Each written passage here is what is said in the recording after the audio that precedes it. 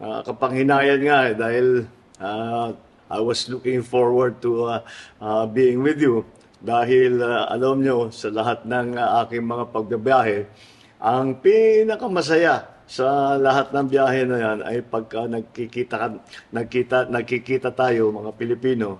Dahil siyempre pagka maraming Pilipino, laging masaya.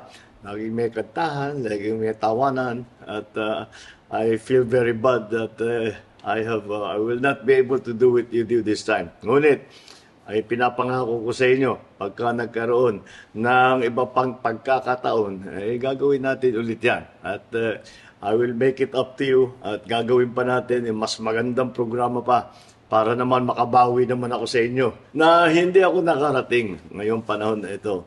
Ngunit magkakaroon pa tayo ng pagkakataon at titiyakin natin na ang magiging pagsasama ulit natin, magiging pagsasama ng Filipino community ay magiging matagumpay at masaya, kagaya ng lagi, basta't kasama ang mga Pilipino.